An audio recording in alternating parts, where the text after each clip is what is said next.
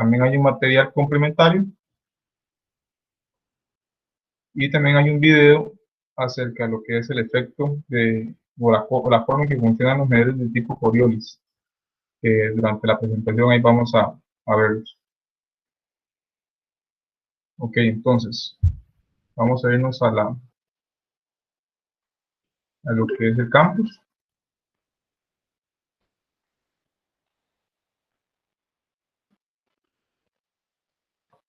Y ya en el tema unidad 2, aquí está el tema, el material complementario, el video de Coriolis. Vamos a ver lo que es la presentación. Es una presentación bastante larga. No la vamos a ver toda hoy, vamos a ver hasta casi la mitad. Y la otra semana vemos el resto. Entonces, aquí vamos a ver lo que es instrumentación. Y posteriormente vamos a ver lo que es actuadores, que actuadores son más pequeños o menos las diapositivas que las que hay en instrumentación o sensores. Entonces, ¿qué es lo que vamos a ver o qué es lo que queremos buscar medir con la instrumentación? Queremos medir la temperatura, flujo, presión, nivel de distancia, variables eléctricas, entradas analógicas o entradas digitales, porque al final vamos a medir el ambiente, vamos a medir las variables físicas para después actuar sobre el proceso. Entonces, los sensores son la forma en que el sistema de control puede monitorear el estado o la situación en la que está pasando en ese momento. Entonces, vamos a ir viendo cada uno de ellos, vamos a ir viendo los típicos sensores que se usan y detallando un poco acerca de su instalación y otras cosas. Ok, el primer punto es temperatura. La temperatura es una medición de la actividad molecular interna de los materiales. Es una medición de la vibración de estas moléculas. Y es un efecto de esa vibración. Entonces, entre más caliente es un objeto, quiere decir que las partículas están vibrando con mayor intensidad. Ese es en sí lo que es la temperatura. Obviamente, para el fines de nosotros, no nos interesa tanto eso. Lo que buscamos es, en este caso, controlar el proceso, como por ejemplo, ver la calidad del producto o su rendimiento. Reacciones químicas pueden crear un producto requerido en condiciones específicas que tiene que estar en cierta temperatura, entonces nos preocupamos medir para verificar que sí está logrando esa calidad, así como también en temas de eficiencia. La medición de la temperatura se traduce en eficiencia del proceso. Muchas veces, si un proceso no es eficiente, es porque está generando mucho calor y al final con la medición de temperatura podemos verificar eso. También por la parte de seguridad, los procesos, si la temperatura no es controlada, se pueden producir explosiones. Entonces ahí tenemos que estar midiendo temperatura para verificar que está bajo condiciones seguras, así como también la transferencia o la cantidad de material contenido en un gas es inversamente proporcional a la temperatura. Eso es lo que simplemente es para el tema de gases y demás, siempre es bueno estar midiendo temperatura para verificar que están dentro de la condición normal. Entonces, temperatura en sí es una variable muy común y ampliamente monitoreada en los diferentes procesos industriales. ¿Cuáles son las escalas? Las escalas de temperatura son el Fahrenheit, que es una escala gringa, el Celsius, que es la escala que nosotros estamos más acostumbrados, que vemos más en nuestro día a día, y también está la escala absoluta o Kelvin, que es la del SI, que es una escala absoluta que en este caso la temperatura más baja es menos 273 grados centígrados, que es el 0 Kelvin. Entonces, nosotros vamos a enfocar en las que estamos más acostumbrados y las que vamos a ver en los procesos, que es Fahrenheit y Celsius, que son las más comunes. Ok, iniciamos con los dispositivos. ¿Cómo medir la temperatura? ¿Cómo llegar y poder pasar de ese valor físico a un valor eléctrico? Ese es el fin de la RTD. La RTD tiene un principio que cambia positivamente la resistencia frente a un cambio positivo de temperatura. Este fenómeno es conocido como termorresistencia. Eso quiere decir que a mayor temperatura, mayor resistencia. Para ser usado como elemento de medición en una RTD es necesario que el metal o la aleación tenga las siguientes características. que tenga una relación predecible entre la temperatura y la resistencia. Eso quiere decir que si yo sé que va a estar a 200 grados, sé que la resistencia va a ser 150 ohmios, por ejemplo. Que si la temperatura va a estar en 30 grados, la resistencia va a ser 120 ohmios. Por darles un ejemplo. Una relación, bueno, la relativamente una alta resistencia que pueda ser medida fácilmente, eso lo que quiere decir es que si yo veo un cambio de temperatura de 1 grado centígrado, entonces al final eso sería un cambio significativo en la resistencia, no que sea microvoltios o milivoltios, puede ser algo muy complicado de medir, que sea robusto físicamente porque va a estar en un ambiente industrial, que tenga una estabilidad en todo el rango de medición. Eso quiere decir que si yo estoy midiendo 30 grados, 50, 100, 200, 250 grados, esa estabilidad se mantenga en todo ese rango y no sea que haga comportamientos extraños, que si llega a 50 va a medir 300 ohmios y que si llega a 60 grados ya vuelve a medir 150. Eso ya es un comportamiento extraño. Entonces ya no es algo lineal que nos puede permitir realizar esa medición. Y el último, que es algo que ya viene como repetido, que es un gran cambio de resistencia por cada cambio de temperatura. ¿Cómo se ve físicamente una RTD? Bueno, por lo menos con este plano.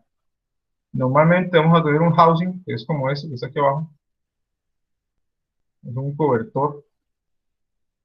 Pero internamente viene un par de cables y en la pura punta viene lo que es la RTD. Aquí viene el elemento sensitivo, un sensor como tal, pueden verlo como toda esta pieza, pero al final este elemento es el que está sensando y que va a convertir de una variable física como es temperatura a una variable eléctrica como es resistencia. Físicamente se puede ver algo como esto. Es un housing metálico y aquí esto es la parte que se inserta dentro del proceso. Puede ser una tubería de agua, puede ser una tubería de una sustancia X o puede ser un gas. Cualquier cosa puede ser. Aquí está la rosca, entonces aquí va enroscado a la tubería o al tanque o a lo que queramos estar conectados.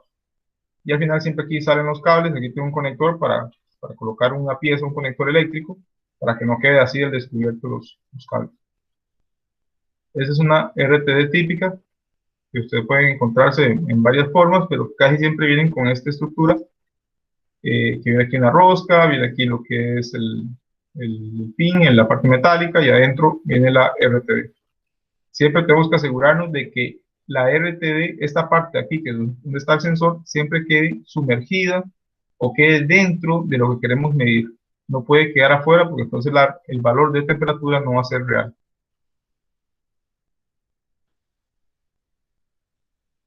Después tenemos otro elemento que se llama termocupla.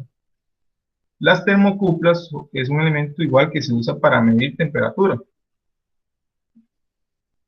Se usa para medir temperatura, pero el principio es diferente. Está basado en que los conductores generan un voltaje, que es en el orden de los milivoltios, cuando están sujetos a cambios de temperatura. Vean que el anterior era cambios de la resistencia, y este genera un milivoltaje. Entonces las termocuplas igual nos sirven para medir temperatura, pero tienen ciertas características diferentes que más adelante vamos a detallar. ¿Cuáles son los tres tipos de elementos de cesado? Típicamente tenemos las de platino, de cobre y de níquel. Esos son los metales, dependiendo de cómo está construida la termocupla, así es su comportamiento ante cambios de temperatura. Hay unas curvas que ahorita vamos a ver, que es la que se utiliza como para tener una idea de la forma o la relación entre la temperatura y el milivoltio. Aquí están las curvas. Aquí vemos los diferentes comportamientos a la temperatura. En este caso platino, cobre, níquel. Vean que aquí las que son más lineales son las platino y de cobre. Son las más comunes que vamos a encontrar más en la calle. Y otra importante, vean el rango. Vean que puede medir temperaturas muy altas. A diferencia de la RTD no puede medir temperaturas tan altas. Tiene cierta limitación. Entonces, cuando ocupamos ver o medir temperaturas muy elevadas, como en hornos, como en sistemas de fundición, tenemos que utilizar termocuplas. Si ya son temperaturas más bajas, como en este caso 100, 200, 300 grados, podemos utilizar RTDs.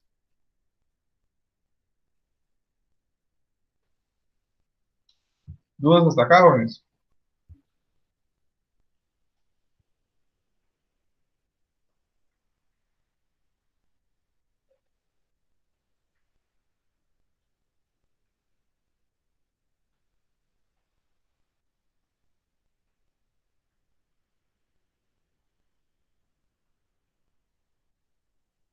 ¿Ok? Ah, ¿todo claro entonces?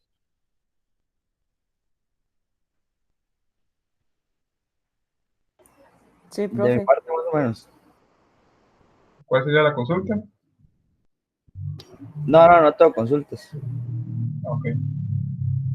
Vamos a seguir entonces. Ahí igual vamos a seguir tocando el tema de las RTDs, de los cuplas, entonces ahí se va complementando un poco. Vamos a ver una cuestión que se llama el método de medición. Aquí en el caso de la RTD, de las RTDs como tal, esto ya no aplica para termocuplas, sino que solamente para RTDs. Vean que este es el elemento como la RTD como tal. Es una resistencia variable. Dependiendo de la temperatura, así varía la resistencia. Estos son diferentes tipos de medición. Este se llama 2 hilos, este se llama 3 hilos y este se llama 4 hilos. Uno cuando va a comprar o a seleccionar una RTD, uno tiene que indicar qué tipo de RTD es, si es de 2 o de 3 o de 4 hilos. Dependiendo de esto, así es el precio.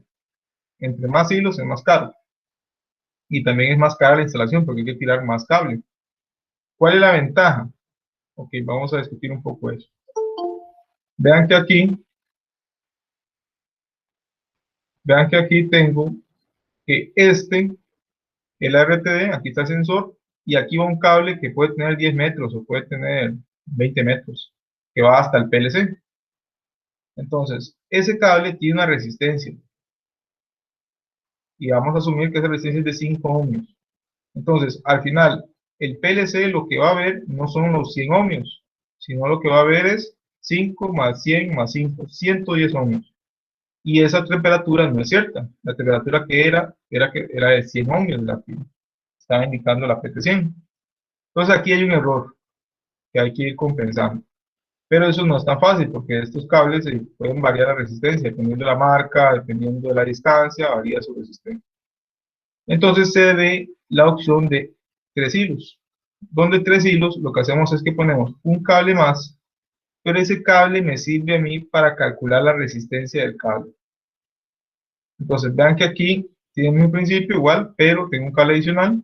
Todos los cables tienen igual 5 ohms de resistencia, pero aquí aplico esta ecuación, hago un despeje y obtengo el valor de resistencia acá, que es de 100 ohms. ¿Cuál es el problema de este modelo? Que estamos asumiendo que este cable de arriba tiene la misma resistencia que el cable de abajo. Entonces, hay veces de que esto es cierto y hay otras veces de que no. Entonces, aquí puede haber un pequeñito error, mucho menos que este, pero puede haber todavía un pequeño error. Por último, está este. Este de acá, vean que tiene 4 cables, por eso se llama 4 hilos. Y aquí lo que hace el sistema es que, por un lado, inyecta corriente, digamos que sea por este de acá y por el de abajo, que se me va la corriente, y eso es del medio, no hay corriente. Aquí hay una altísima impedancia y lo que él va a ver es voltaje. Entonces, va a ver el voltaje exactamente en la RTD. Como está viendo la caída de tensión aquí y aquí no hay corriente, por lo tanto, él va a ver exactamente aquí en el PLC cuánto es la caída de tensión en la RTD. Y como el PLC es el que está inyectando la corriente, sabe cuánta corriente está inyectando y por lo tanto puede aplicar la ley de Ohm y saber el valor exacto de resistencia sin importarle la resistencia de los cables. Entonces, este método es el que es más preciso, pero también es más caro, porque yo tengo que tirar más cable en comparación con este. Ahora bien, ¿cuándo utilizo uno y cuándo utilizo otro? Eso dependerá del nivel de precisión que se requiere el proceso. Si yo requiero obtener con mucha exactitud cuánto es el valor real de temperatura, tengo que usar este. Si es un proceso no tan crítico, que pueden tener ciertos errores, entonces puedo usar este. ¿De acuerdo?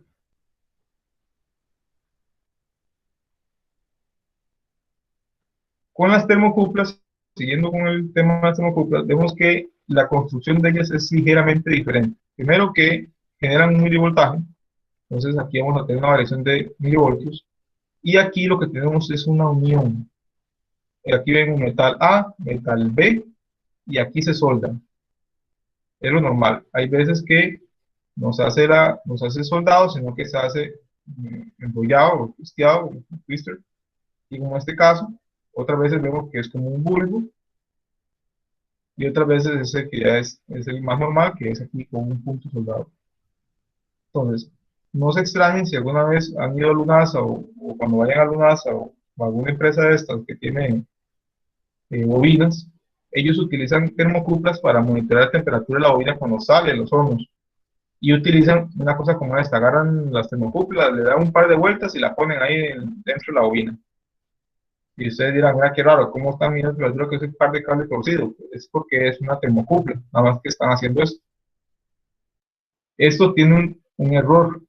Esta termocupla no va a ser tan precisa como esta. Pero igual, no es que yo tengo que tener una certeza de cuánto es la temperatura exacta, yo ocupo que esté dentro de un rango, entonces este método es válido en algunas ocasiones. Entonces, si alguna vez han visto una termocupla, alguno tiene un tester o un tester de esos que viene con entrada termocupla y viene con la sondita, esa es un elemento de tipo termocupla.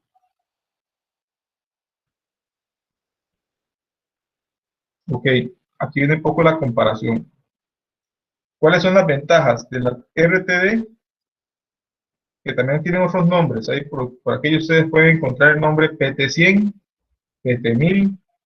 PT100 es una RTD cuyo valor a 0 grados centígrados es 100 ohmios. Por eso se llama PT100. Y la PT1000 es una RTD que está a 0 grados centígrados, tiene 1000 ohmios. Conforme voy aumentando la temperatura, esa resistencia va aumentando. Tiene un coeficiente positivo, se dice. Entonces, las RTDs tienen mayor exactitud y mayor repetitividad. Esto es bueno cuando yo requiero una medición muy precisa.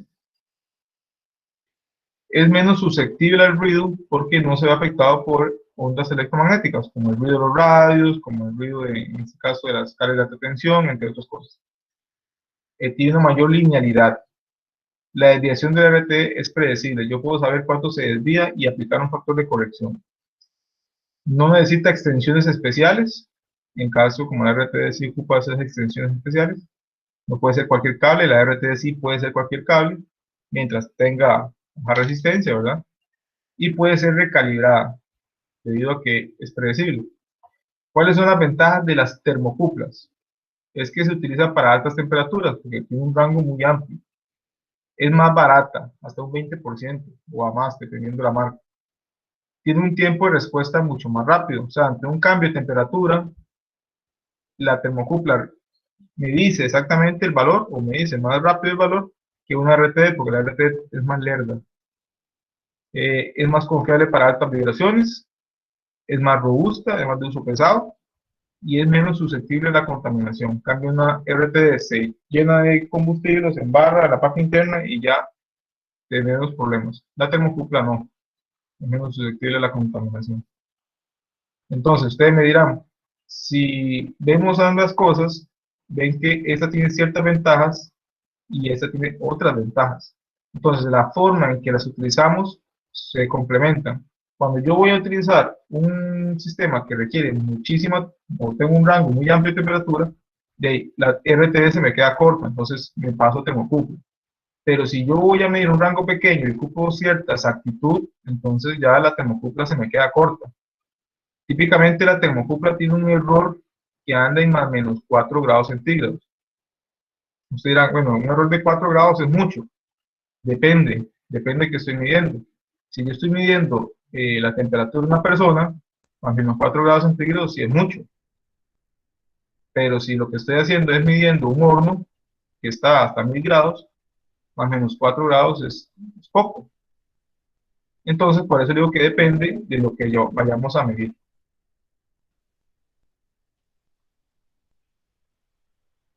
¿Dudas hasta acá, joven?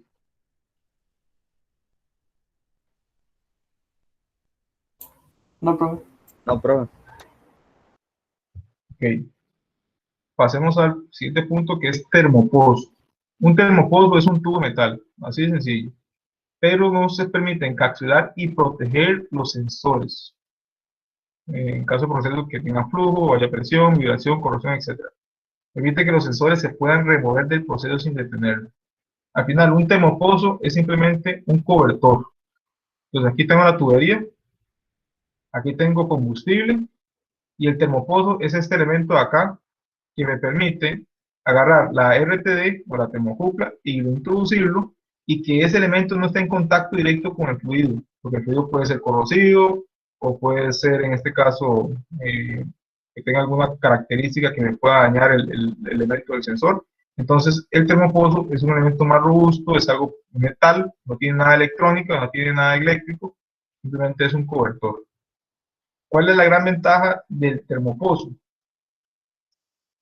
Que si yo tengo una tubería, por darles un ejemplo, de 200 metros lineales, y yo tengo conectado de forma directa una RTD, y esa RTD se dañó.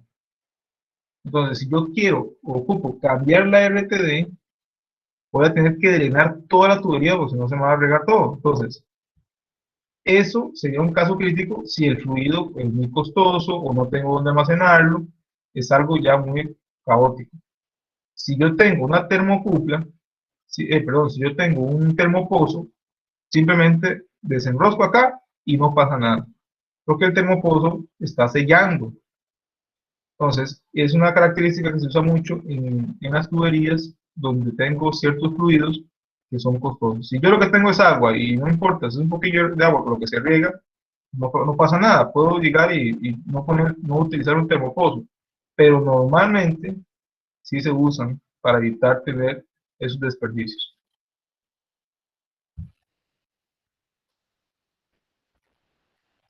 ¿Ok?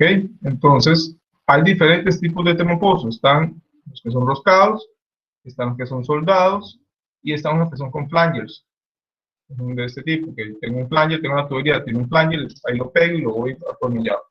Hay diferentes tipos, ahí no hay tanto problema. El principio es el mismo, la diferencia es la forma en que se conectan al proceso.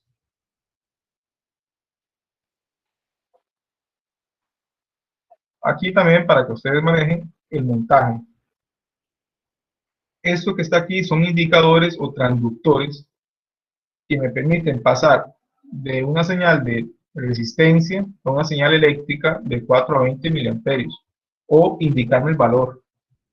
Entonces, estos elementos normalmente tienen diferentes montajes, y eso no solamente aplica para estos sensores de termocupla, sino que aplica para toda la instrumentación en general. Yo tengo un montaje que se llama montaje de campo, que falta una D, montaje de campo, que es un dispositivo que se coloca ahí cerca de los instrumentos, cerca del proceso, y tiene esta estructura que se ve bastante pesado, robusto, y tiene esta ventana, pero aquí es enroscado, aquí yo lo puedo quitar o mover, y aquí muestra el valor, que en este caso es bastante alto, son 833 grados centígrados, y esto yo puedo verlo físicamente en el proceso. Ahí tengo a la par del operador, ahí está indicándome ese dato. Normalmente estos equipos tienen una transmisión de datos que va a ser PLC, ya sea por comunicación digital o por una señal de 4 a 20 miliamperios o 0 a 10 voltios. Y tengo este otro que se llama de montaje en la cabeza. Este es un tipo de conector o un tipo de instrumento que yo coloco aquí adentro. O sea, esta es la RTD, aquí tengo la conexión en los cablecitos, y aquí dentro de este elemento coloco esta pieza. De aquí se conecta la RTD y aquí va la salida de 420 miliamperios desde el PLC. Entonces se llama montaje en la cabeza. Es muy común ver una RTD que ya viene con ese transductor que se llama o convertidor de RTD a 420 miliamperios. Si la palabra 420 miliamperios todavía no le suena muy bien, creo que la semana pasada vimos algo, si no igual dentro de esta, y se menciona nuevamente que es unas señales de 4 a 10, perdón, de 4 a 20 o de 0 a 10 voltios. Y este otro elemento que se llama montaje en riel. Esto es porque este elemento de atrás se llama rielding y es muy utilizado en armar paneles de control. Entonces, este es montaje en rielding. Vaya, esto va dentro de un panel, ya no va a estar así afuera, sino que está dentro de un panel. Ese está fuera del proceso, ese está dentro del sensor y ese está ya en un panel. Entonces, como los tipos de montaje de estos elementos convertidores o indicadores. Que ya ahí terminaríamos con temperatura, pasaríamos a flujo. ¿Alguna duda de lo que fue temperatura? ¿O comentario? Si tienen alguna experiencia con alguna RTD o una termocupla. Profe, con lo último que explicó, lo de después de la termocupla, eh, ¿cómo se puede decir? Eso es una extensión, es que se me fue el nombre, del que nada más se introduce. De nada más introduce Ajá, el termopozo. ajá, eso nada más es como una extensión que se conecta a los sensores. Que es un pedazo de metal, aquí es hueco, todo esto aquí interno es hueco, entonces usted llega y mete la termocupla o mete la RTD.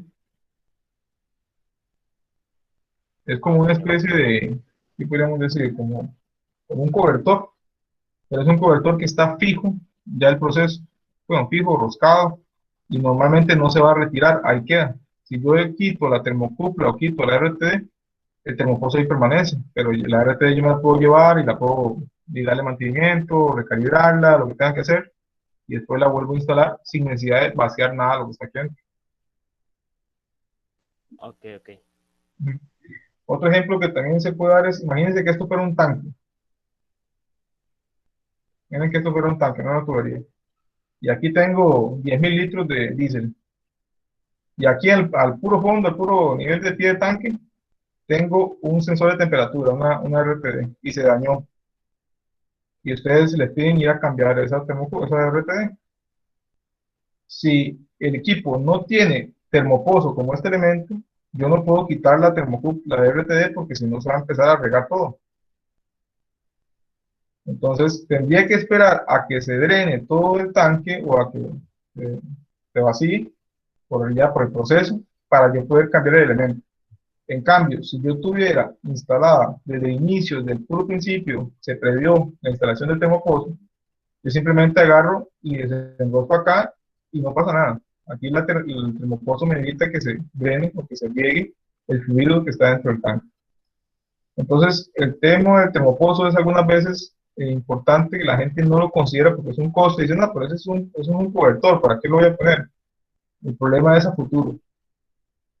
Cuando tenga que drenarlo o cuando tenga que vaciar ese tanque, el costo va a ser mucho más elevado que lo que me hubiera costado el termopozo. ¿Ok? Ok. Perfecto. El siguiente tema es flujo. Para medir caudal o flujo, que es la cantidad de fluido en movimiento por una unidad de tiempo. Un fluido es cualquier sustancia que puede fluir, y este término se aplica tanto a líquidos como a gases. ¿Cuál es el flujómetro que casi que todos tenemos en nuestras casas?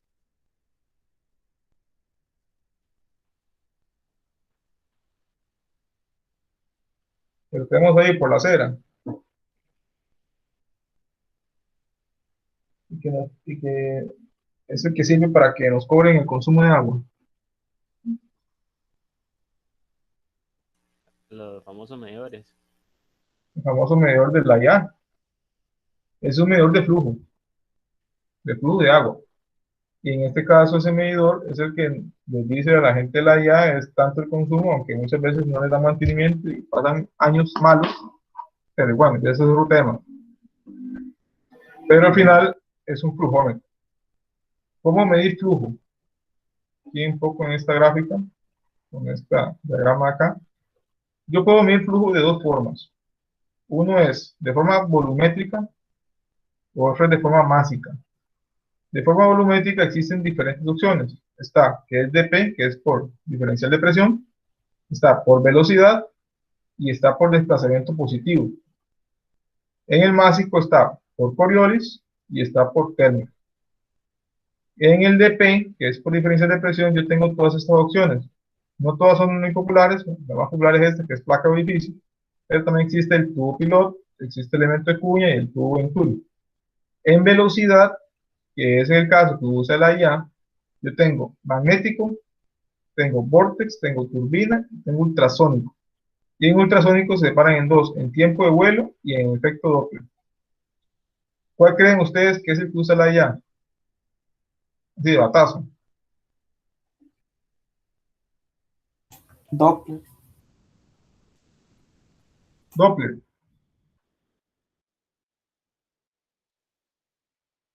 ¿Alguien más? ¿No fue batazo?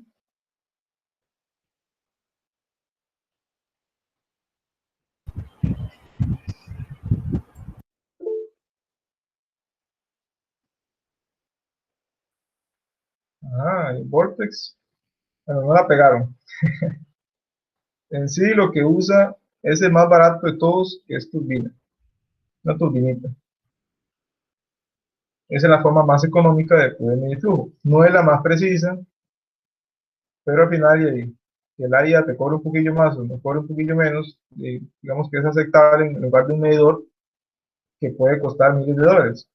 Entonces, no van a algo baratito, de que un medidor de esos que usa la IA anda normalmente como en menos de $100, y tienen cierta precisión, no son tan malos, pero igual tienen sus inconvenientes que vamos a ir viendo más adelante. Pero sí, usa la IA es turbina. ¿Cuál sería el mejor, digamos, para ese tipo de casos? El mejor de todos es Coriolis, pero es muy, muy caro. Entonces, se descarta normalmente por el tema del costo. En el caso de medir agua, para medir agua, turbina es un elemento aceptable, no es, algo, no es malo, pero igual está placoedificio, también es muy utilizado, el magnético también es muy utilizado, vortex es muy utilizado por el vapor, y el ultrasónico no es tan utilizado porque no es tan preciso y es caro.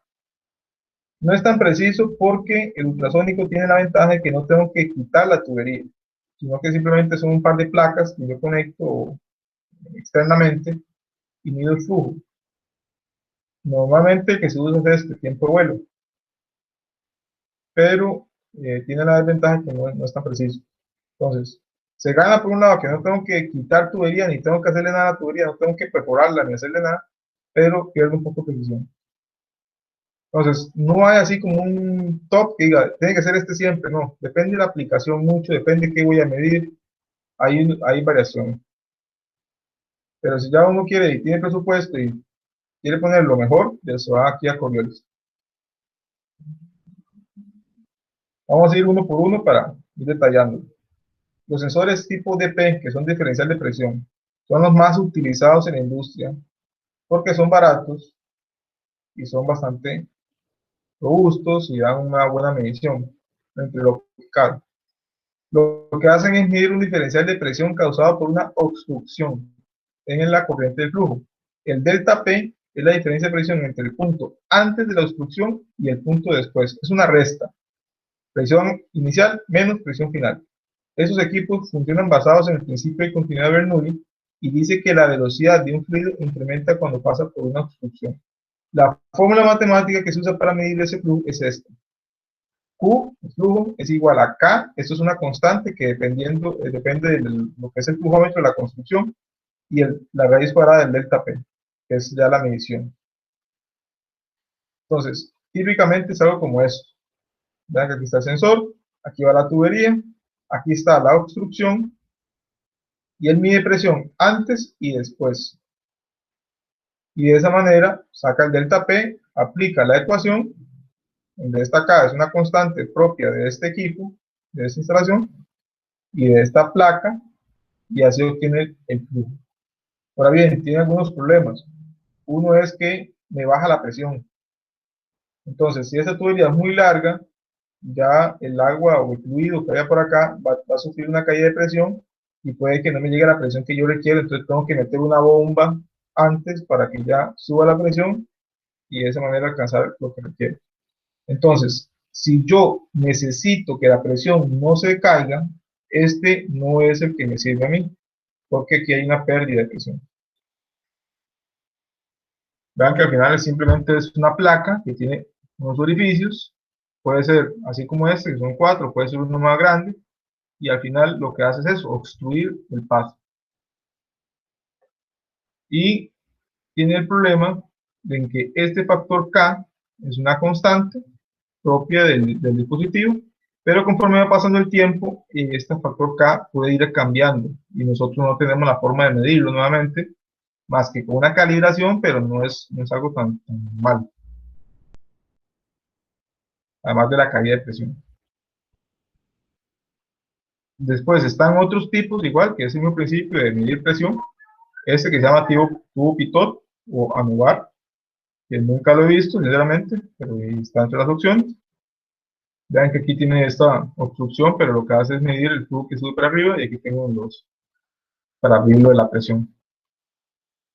Tengo el elemento cuña, que agarro y hago una cuña, es el mismo principio, vean que aquí tengo sensor para medir la presión antes y después de la obstrucción, y aquí hago una cuña. No es tampoco muy utilizado, normalmente se utiliza, de todos estos, el que se utiliza más es este. Y el tubo Venturi, que es un principio parecido, nada más que hacen un tubo, todo ese tubo es construido especialmente, no es un tubo común, es un tubo que se pide ya bajo cierto requerimiento, que es para medir flujo. Tiene una menor caída de presión, porque vean que lo que hace es como una especie de reducción en un cierto punto, y al final logra esa medición. Pero este tubo es un tubo especial, toda la pieza, entonces ya es un poco más complicado la instalación. Esos son con los tipos DP, que es de diferencial de presión. Con los otros, que sensores de velocidad, ya es que trabajan produciendo una salida basada en la velocidad. Vean que el otro era de acuerdo a la diferencia de presión debido al obstáculo, y este es de acuerdo a la velocidad del fluido, que es lineal con el caudal. Si se conoce, que normalmente se conoce porque es el área transversal de la tubería, se puede obtener el caudal volumétrico con esta ecuación que está acá.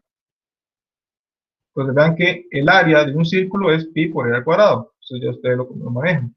Por lo tanto, el flujo va a ser esa área por la velocidad. Vean que aquí tengo metros cuadrados y la velocidad es metro cuadrado por segundo. Entonces aquí ya me quedaría metro cúbico por segundo, que son las unidades de flujo. Siempre es volumen por segundo. En este caso, vean que aquí tengo metro cúbico por segundo, pero también puedo tener unidades como litros por segundo, o metros cúbicos por hora, o litros por hora, dependiendo de cuánto fluido está pasando por ahí. Si nosotros tenemos esta unidad de metros cúbicos por segundo, ya esta es una tubería bastante grande, tenemos esta unidad, porque ya un metro cúbico de agua en un segundo es mucha agua.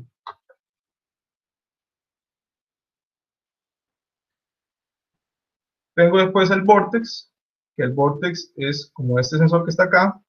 Lo que hace el vortex es que tiene un elemento que genera una obstrucción pequeña, y él mide lo que son los remolinos, los vórtices. Y casualmente, dependiendo de cuántos vórtices se hacen, así es el flujo. Entonces hay una relación, hay una ecuación que me relaciona la cantidad de remolinos con el flujo que está pasando. Ustedes pueden hacer la prueba cuando vayan al río y a un lugar que hay una corriente, y ustedes ponen un palo, lo ponen así en el puro centro, y ustedes van a ver que después del palillo se hacen algunos remolinos. Entonces, dependiendo de la corriente, esos remolinos son un poquito más grandes o más pequeños, y así es como se calcula el flujo por medio del vórtex. Como le mencionaba anteriormente, el vórtex es muy utilizado en vapor. Se usa mucho en aplicaciones para medir vapor. Entonces ahí lo van a encontrar. Y el de turbina, que es el que mencionábamos al inicio, que es el que usa la IA, que es una turbinita, puede ser de este tipo, o puede ser una turbinita que va en otro sentido, así como tipo los molinos que se usan en estos que usan la corriente del río, por ejemplo, es ese tipo. o puede ser como este otro, ¿verdad? La construcción son muy similares. Estas son las famosas bridas, los flangers, y vean que aquí va la turbinilla. Entonces, de acuerdo a la velocidad que gira esa turbinilla y sabiendo el área, así es el flujo. El problema con estos medidores es que ellos no discriminan si es agua o si es aire, o cualquier sustancia con aire. Ellos lo van a medir todo parejo. Entonces, si la tubería va a mitad agua, a mitad aire, el sistema va a medirlo como si fuera todo fluido. No va a haber el aire. Entonces, eso ahí me mete un error. Pero eso yo lo puedo corregir garantizando ciertas partes en la parte constructiva, pero igual me genera un problema si no tengo esas predicciones. Después están los ultrasónicos o tiempo vuelo, que hay de dos tipos. Está este, que es el de tiempo vuelo, y aquí tengo un elemento que emite y aquí tengo otro elemento que recibe. Entonces, ellos están enviando las señales y dependiendo del flujo que hay por aquí, esa señal va más rápido o más lento. Hay una distorsión dependiendo del flujo. Y de esa manera, entonces, miden el proceso.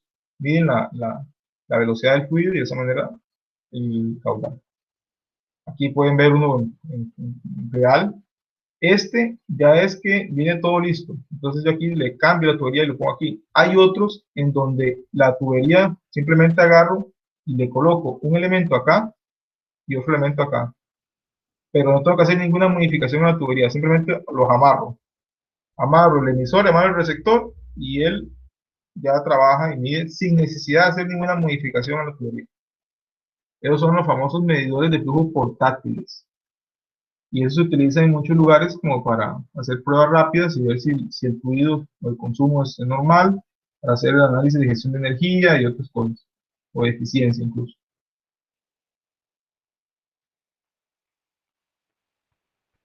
Ok, entonces el efecto Doppler, ese sí no lo he visto en ninguna aplicación, pero también existe. Es algo parecido al de radar, pero la diferencia está en que dependiendo del flujo, así es el efecto Doppler. Si han escuchado alguna vez ese nombre, tal vez han escuchado el ejemplo del tema de la ambulancia. Cuando ustedes escuchan que la ambulancia viene hacia ustedes, el sonido de la sirena es diferente que cuando la ambulancia ya pasó y se va alejando de ustedes. Ese es el efecto Doppler. Ahí lo pueden buscar en internet, o si ya lo van a ver, lo van a ver en física 3 o en alguna de las físicas, ahí lo pueden ver. Entonces el principio es igual, dependiendo del flujo, así va a ser ese efecto y por lo tanto hacen una ecuación y obtienen el valor. Y ya terminando con estos, tenemos el de desplazamiento positivo. Estos miden el flujo directamente utilizando trampas y midiendo porciones del fluido. El total de volumen del fluido se pasa a través del sensor estado por el volumen de cada muestra y el número de muestras en un periodo de tiempo. El volumen total va a ser igual al volumen de muestra por el número de muestras. ¿Qué significa eso? Veámoslo con un dibujo más fácil. Ese es un ejemplo de un medidor de este tipo que se llama de ruedas ovaladas. Y ovaladas es porque vean que no son ruedas circulares, sino que son ovaladas de este tipo. Entonces, vean que aquí el fluido entra y toma esta muestra. Esta muestra que está aquí arriba es de un volumen específico, digamos que sea medio litro. Entonces, aquí ya tengo medio litro, esta es mi muestra. Aquí llega y se mete otro medio litro. Entonces, aquí llego y estoy descargando medio litro y aquí estoy tomando otro medio litro, ya lo almacené y aquí lo vuelvo a descargar. Entonces, al final, aquí, desde el periodo 0 hasta el periodo final, ¿cuánto pasó? Pasó un litro. Medio litro aquí, medio litro acá, y desplazó ambos, por lo tanto el volumen es de 1 litro. Ahora bien, ¿en cuánto tiempo? Depende de la velocidad de estas ruedas. Si el fluido va muy rápido, estas ruedas van a girar más rápido, entonces por lo tanto, así va a tener la unidad de tiempo. Si el fluido va más lento, esta rueda va más lento, entonces así va a ser la unidad de tiempo. De esa manera yo logro medir el flujo. Este dispositivo es un poquito más preciso que el de paletas, pero tiene la desventaja igual de que no hace la discriminación si viene aire o viene solo fluido. Entonces tiene ese pequeño error. Pero sí se utiliza mucho en la medición de combustibles. En caso, por ejemplo, real de Garavito, la planta técnica Garavito Elice, se utilizan de estos tipos, no este tipo de ruedas ovaladas, pero sí de desplazamiento positivo, para lo que es medir el consumo de las unidades, de los motores. Se usan de este tipo de desplazamiento. Aquí lo pueden ver ya un elemento real, cómo se ve. Aquí se ven las ruedas dentadas, las ruedas ovaladas, y aquí ya está el flujómetro montado sobre la tubería. Ya por último, los sensores másicos. Ese flujo másico mide la masa que es transportada a través de la tubería. Entonces, no mide volumen, o sea, no mide metro cúbico, sino que lo que mide es kilogramo por segundo. Entonces, tienen la ventaja de que miden el flujo de forma directa, sin recurrir a cálculos. Entonces, son más precisos. ¿Por qué esto de los cálculos genera cierto problema? Porque recordemos, si vamos un poquito para arriba, recordemos que se utilizan ciertas ecuaciones, como esta, o como esta de arriba, donde para obtener el flujo aplico esta ecuación.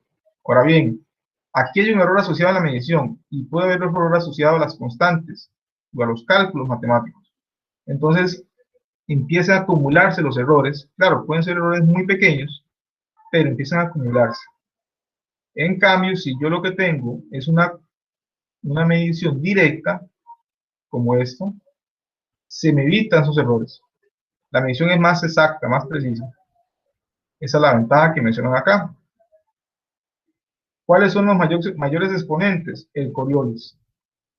Y el Coriolis, el procedimiento es un poco complicado, por eso les puse el video. Ahí les puse el link del video para que lo logren entender un poco más. Pero al final, a grosso modo, lo que tienen aquí es una bobina impulsora, bobina excitadora, que lo que hace es generar un pulso para mover o vibrar estos elementos, estos tubos, que aquí no tienen nada, son tubos huecos, y esos tubos empiezan a vibrar, y dependiendo de la cantidad de flujo, así se van dando detecciones por medio de estas bobinas, y así van midiendo el flujo. Y además tienen la capacidad no solamente de medir flujo, sino que también pueden medir la densidad del fluido. Entonces, son flujómetros muy costosos. Por darles un ejemplo, un flujómetro de media pulgada puede andar en $5,000, dependiendo de la marca, pero andan en esos rangos. Entonces, son elementos muy caros, son elementos muy precisos, pero tienen ese problema del precio. Igual, vean el video para que les quede más claro cómo funciona este elemento. Ya por último tengo ¿sí? Que, digamos, yo vi el video y me quedó la curiosidad de que como qué tan sólido es el tubo, o porque supongo que si es más sólido el oscilador tiene que ser más fuerte, o es flexible. Este tubo es flexible, pero no tan flexible como el video. En el video lo hacen muy exagerado. Pero sí, si alguna vez llegan a desarmar un elemento de estos, ustedes van a ver ese tubo que sí se mueven, pero es algo muy, muy poco. Pero las bobinas son tan sensibles, estas bobinas lectoras, que detectan esos pequeñitos movimientos, y ya con eso es suficiente para medir. Entonces, Ya entiendo. incluso cuando yo estaba en Gravito y medíamos ahí el flujo con estos elementos, uno escuchaba ahí como el zumbido cuando estaban pasando. Claro, hay un montón de bulla alrededor, pero sí se lograba escuchar ese pequeño zumbido que generaba esta bobina impulsora, porque eso trabaja a altas frecuencias. Entonces, al final, esto uno no lo ve. O sea, en el video exageran mucho, pero es para que quede más clara la explicación. Pero sí tiene cierta rigidez, no es que son rígidos 100%, que fueran rígidos 100% no se podría y no funcionaría, pero al final sí tienen cierto desplazamiento. Entendido. Pues incluso aquí aquí lo exageran también muchísimo, no se mueve tanto, pero y tampoco se retuerce tanto, pero es para forma de explicarlo, la explicación. Ya por último tenemos al térmico. El térmico se basa en la elevación de temperatura del fluido en su paso por un cuerpo caliente. Este tipo de flujómetro no se usa mucho. Yo sinceramente nunca he visto un lugar que lo usen, porque tiene ciertos problemas. Entre esos, el problema es esta ecuación, que medir temperatura no es tan complicado, eso ya lo vimos ahí con las RTDs. El problema es este, el coeficiente específico. Este coeficiente específico es característico de cada sustancia. El agua tiene un valor, el combustible tiene otro valor, cada sustancia tiene un valor específico, un calor específico. Entonces, si fuera agua, no es tan problemático, porque normalmente el agua siempre viene muy similar, muy homogénea, todo. Pero cuando yo estoy midiendo otros fluidos, no siempre vienen iguales, tienen ciertas variaciones. Entonces, esto me va a dar un problema, porque ya el valor real, este valor de flujo, no va a ser tan exacto. Entonces, el térmico, no he visto muchas aplicaciones. Normalmente las que se ven son de Coriolis. Una tecnología que está predominando en el mercado de lo que es medición de combustibles, pero el técnico es otra opción. Ahí no más es para que lo tengan conocimiento. El principio de medición es esto. Vean que aquí tengo un elemento que calienta, aquí tengo una RTD, aquí tengo otra RTD. Entonces, dependiendo de cuánto fluido pase por acá, así va a ser la cantidad de calor que va a absorber. Si va muy rápido, no va a absorber mucho calor, y si va muy lento, va a absorber más calor, y por lo tanto yo puedo medir cuánto es la diferencia de temperatura que hay entre estos dos puntos. Pero igual, requiero saber el coeficiente de calor específico, que al final eso es como la característica de la sustancia, de qué tan fácil la sustancia se calienta o se enfría. Y eso depende mucho de la composición química. Y físicamente se ve algo como esto, ¿verdad? Que es muy pequeñito, muy compacto, pero al final no tiene tantas aplicaciones, por lo menos no hizo tanto. Ya seguiría presión, pero ya vamos a llegar hoy hasta acá. No sé si hay alguna consulta de lo que hayamos visto. La idea es no saturarlos de mucho. Ahí lo revisan ustedes, pueden volver si les queda alguna duda, revisan nuevamente el video o me hacen alguna consulta por WhatsApp. Ahí ustedes, ¿sí? Entonces, los medidores también pueden utilizarse como, ¿cómo se puede decir? Como unos reguladores, ¿o no? O ellos nada más miden. Ellos solo Como miden. decían el primero que hacía como la obstrucción, ese no se puede usar también como, oye, como un regulador de presión. Sí tendría ese efecto, pero es un regulador de presión fijo, ¿verdad? No puedes cambiarlo. En cambio, ya un regulador, ya tienes que tener la posibilidad de manipularlo para poder regular. En este caso aquí no puedes regular nada, simplemente es un efecto, una consecuencia de la forma que están midiendo. Entonces no es que en sí puedes actuar sobre el proceso. Siempre es sensor, mide y solamente mide. Va hacia el controlador y el controlador actúa sobre lo que está midiendo, en base a lo que está midiendo. Entonces, por darte un ejemplo, él puede estar aquí midiendo flujo y va la indicación, aquí va este elemento, envía el PLC, que el flujo está en tal valor. Y dependiendo de la programación del PLC, el PLC puede llegar y decir, ok, meta una bomba o saque la bomba o baje la presión a la bomba o lo que sea. Pero el sensor en sí no actúa, el sensor simplemente va a dar aviso.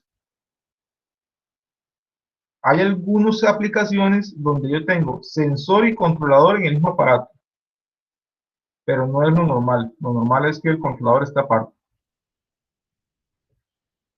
No sé si te respondí la consulta. Sí.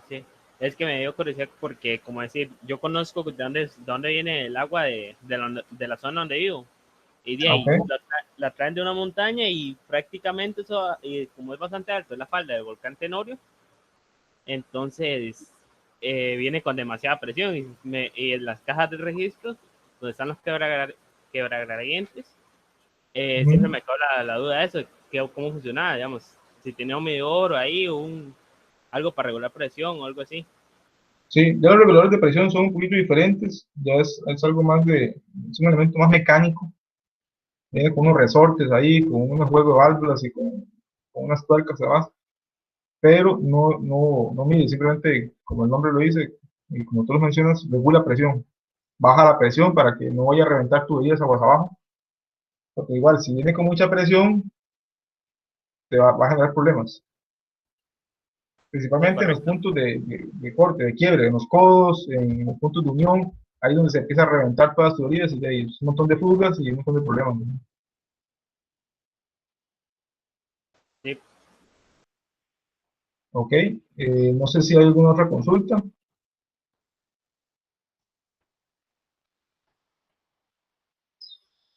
No, profe.